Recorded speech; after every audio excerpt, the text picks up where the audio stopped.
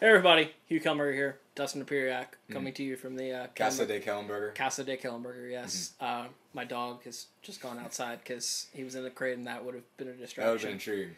We had to have a special Sunday Scoop Talk because big Indiana news, Hanner Perea. Hanner Perea. I completely messed that name up. I'm going to have to fix that. Verbally committed to Indiana today. Dustin, your reaction? Huge. This is huge. This is major, and it's strange because it almost I wouldn't say go so far as to say it overshadows the Zeller situation, but Perea, as far as I'm concerned, Perea was the best player they were recruiting. I think out of all of them, even better, even more so than Zeller. I think he's a surefire pro. Right. He's 6'8". Mark Adams told me today he's a 7'4" wingspan. I knew it was huge, but 7'4" for a 6'8" kid, that's incredible. Yeah. And he's got just remarkable athleticism. Great. Like, he's not exactly polished yet, but he can really he really goes a long way just on athleticism, jumping ability, and he does have some finer parts of his game. Great low post moves, excellent hook shot, and he's working on his jumper. Apparently, they're putting a lot of time into. They said he can really shoot from 17 to 18 feet. Now they're working on taking that out to 20, and I mean that's a major league player right there. I mean, you can say now for sure that they're going to have a big time. Right. He's the first guy since Eric Gordon that Indiana's got a commitment from that you're going to see in the NBA one day. Exactly. He's the first guy. He's the highest rated recruit since Gordon. Right. Creek and Wofford, we know, are probably going to get a shot in the NBA. They might even leave early to go to the NBA. It's conceivable. But they have to develop into that kind of player. If they left tomorrow, they probably wouldn't get taken. Right. Remember, This it's is a two-round draft. That's not an insult. It's tough to get in that league. Right. But yeah, you're exactly right. There's a good possibility that those two guys, after their junior years, might be ready to make that leap. Right. But in terms of a guy you could see playing one season, two seasons. Exactly. And you could see I don't know that he's got, I don't want to say the mentality, the disposition that he wants to do this. I don't know if he's even thought about that idea yet, but in terms of just his talent, I mean, he's one of those guys that in the olden days you could have seen him going straight from high school to pros. Oh, somebody would have drafted him just purely based on athleticism. And attached an assistant coach to him and said, develop this kid. By year 3, we want to be able to use him. Right. Yeah, because we've talked before Amari Stoudemire as he's the guy. That's the comparison that really jumps out to me. He reminds me of Amari a lot. I mean, and you can see him just playing. He runs like a gazelle for a big man. Absolutely, like a guy that will just dunk all over and you in transition. Right. I'm trying to remember where Amari. Because Amari obviously is much more physically built now. I'm trying to remember where he was when he entered the league. Right. And he was a straight to the NBA guy. Right. Obviously. Yeah. I mean, you're talking about Amari Stoudemire, or Dwight Howard. But some sort of big... Not quite the height of Howard. Not quite that, but a big power post presence. Exactly. He's not a 5, but he's a nasty 4. Right. Yeah. So, and that I think, and as much as everybody was kind of looking at Zeller as to be the guy who starts the dominoes really following, as the guy that everybody's, the kind of the bellwether guy that everybody was waiting for, I don't know that it has necessarily the exact same effect. Because Zeller, I think, is sort of different symbolically. But I think if you look at it now, like the rest of those players in 2012 know that they're that when they go to school, there's a pro level guy that's going to be there. Right. That there's a guy that can change, I guess, the talent level at Indiana by himself. Yeah. So I think I still think obviously Zeller is hugely important. Right. And we've talked to separate people, and our separate sources are indicating. That the official visit with Cody went as well as IU possibly could have hoped it went. Yeah. Talked to somebody that just said, basically, if he doesn't go to Indiana, it was because he was never coming. Right.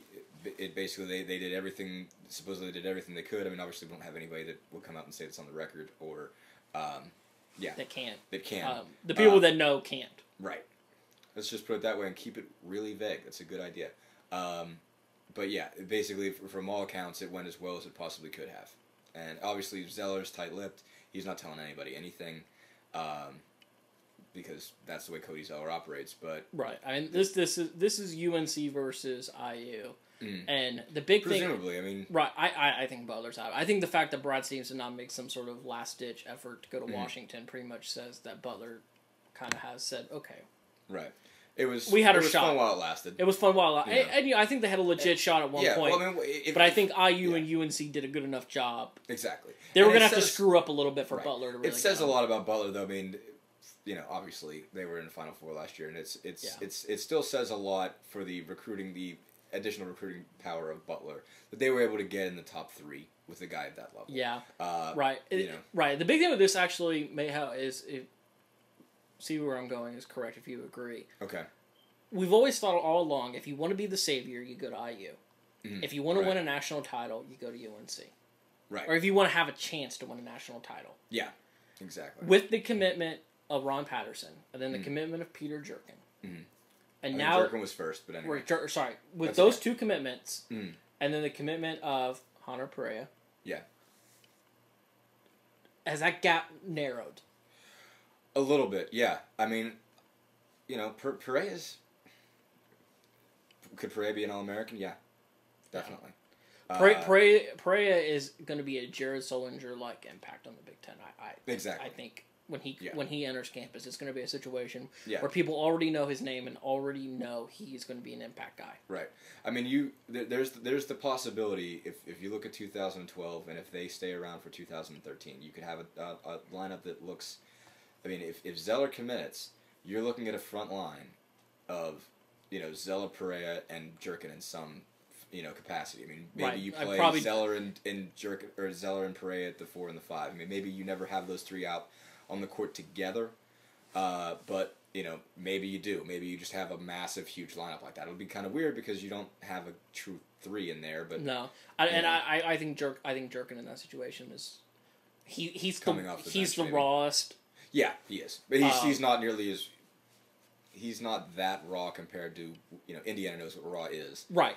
But he's not nearly as raw as what Indiana has seen lately. Yes. Exactly. But of those 3, he is the most in need of development. And so you could see him be the 3rd guy and then replace one of them when they move on.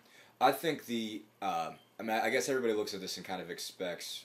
I think people would be really surprised if Farrell, especially now, if Yogi Ferrell doesn't commit to Indiana eventually at some point in time. And then so that gives you the point guard. The last thing you need is a wing, and I think obviously Devontae Smith-Rivera is now off the board, but you're looking at Gary Harris and Hollowell. And apparently, I was just told this today basically that one of the guys that Perea called, when he committed was Gary Harris. Yeah. And I think that he was probably the best guy all the way. And I think back in May when we saw him, we were like, he's going to go higher. He's going to go, North Carolina, Duke, or somewhere in that vicinity.